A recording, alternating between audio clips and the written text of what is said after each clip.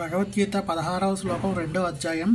నాసతో విద్యతే భావో నా భావో విద్యతే సతః ఉభయోరపి దృష్టోస్తవ నయోస్తవ దర్శిద్భిః. ఉనికి లేనిది భౌతిక దేహం ఉండేది కాదని, నిత్యమైనది ఆత్మ మార్పు లేనిదని సత్యమును దర్శించువారు నిర్ణయించువారు. ఈ రెండింటి స్వభావం అధ్యయనం చేసేవారు ఇది నిర్ణయించారు. మార్పు చెందే దేహం ఉండేది కాదు.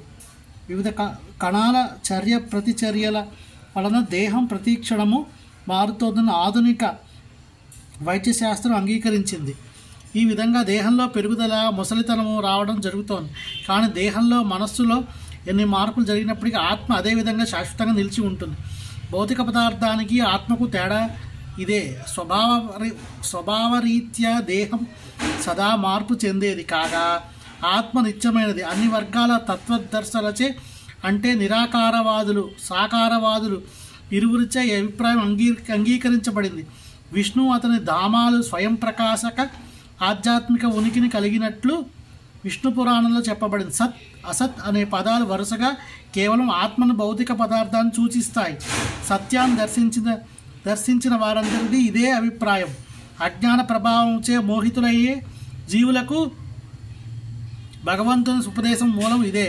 అజ్ఞాన దర్శింపు కార్యంలో అర్చకుడు అర్చనీయ నిత్య సంబంధం తిరిగి నెలకొల్పడం, దాని ద్వారా అసంశల జీవులు భగవంతునికి మధ్య ఉన్నట్టు భేదాన్ని అవగాహన చేసుకోవడమే అంశాలు ఇమిడి ఉంటాయి.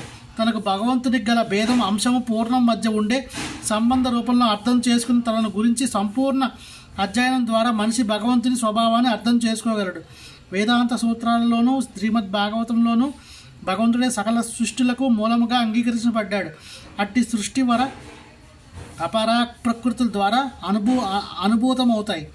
7వ అధ్యాయంలో తెలుపబడినట్లు జీవులు ప్రకృతికి చెందినవారు. శక్తికి, శక్తివంతునికి భేదం లేనప్పటికీ శక్తివంతుడు భగవంతుడని, శక్తి లేని ప్రకృతి అధీనమైనదని అంగీకరించబడింది. అందుకని యజమాని సేవకుని విషయం లాగా లేదు. గురువు శిష్యులుగా జీవులు సర్వదా భగవంతుని ఆధీనంలోనే అయ్యుంటారు. ఇంతటి ఈ స్పష్టమైన జ్ఞానం అజ్ఞాన ప్రభావంలో ఉన్నప్పుడు అర్థం కావడం అసాధ్యం. అటువంటి అజ్ఞానాన్ని తరిమివేయడానికే భగవంతుడు సర్వకాలంలో జీవుల జ్ఞానోపదేశానికి భగవద్గీత బోధించారు. హరే కృష్ణ.